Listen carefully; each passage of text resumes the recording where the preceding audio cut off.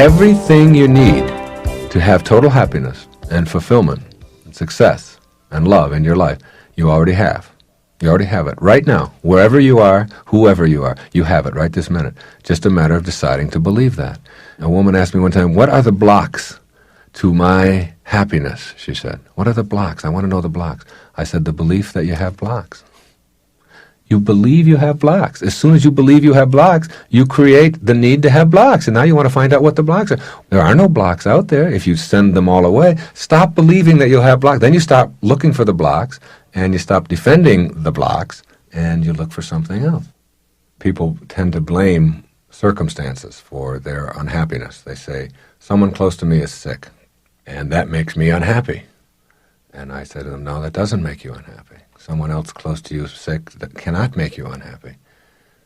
And they say, well, how is that possible? What do you mean? They're sick and I'm unhappy and they must be making me unhappy. I said, no, supposing that same person was sick and you didn't know about it. You just didn't know they were sick. Could you be unhappy? Well, of course not. How could I be unhappy about something I didn't know about? Well, they were sick. Their sickness didn't cause you to be unhappy. Their sickness existed independent of you. It's when you find out about it and process it and think about it in a certain way and you say, oh, that shouldn't be happening. Oh, that's awful. Or that's my friend. Or that's my mother. Or those things shouldn't be happening to me. People don't want to take the responsibility and say, I am making myself unhappy by what I see in life. Now, you may not want to be joyful about someone close to you being sick, but you have to be responsible for what's going on inside of you. My job was to teach people how to find methods to be able to manage their emotions more effectively. I now believe that you have to be the method. Okay? There is no method that you can find.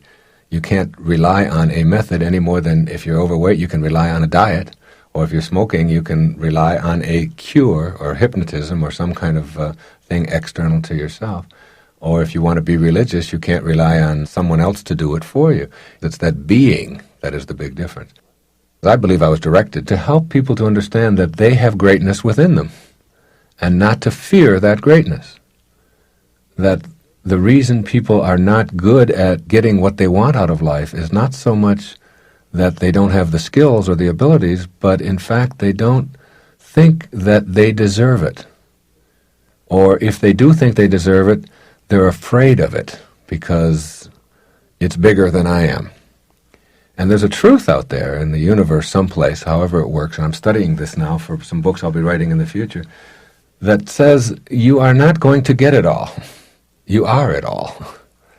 You are not going to find happiness. You are happiness. You bring happiness to what you do in life rather than trying to get happiness out of what you do. Big, big difference between those two premises. Because you're not searching for happiness anymore when you have it within you. I always tell people I'm not in the pleasure business. Right? I'm in the happiness business or the joy business, not in the pleasure business, even though pleasure's great. The distinction I make here is that when you become enlightened, you begin to find happiness in the absences of pleasure in your life. You can find happiness in that. You can embrace your colds, if you will, your headaches or your backaches or whatever, as opportunities. Rather than saying that if I don't have all pleasure, then I can't be happy, what you say is, I am happy even with the things that I don't like that are going on in my life right now. So you learn to find joy in those and embrace those things rather than trying to always send them away.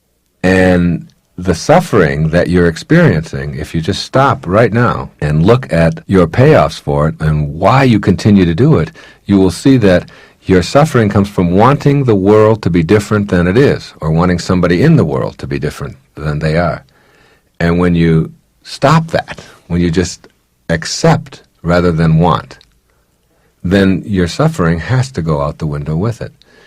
And this is not to say that you can't desire things. You don't even have to say you can't want things. You can certainly want anything. But to need it for me to be happy must go.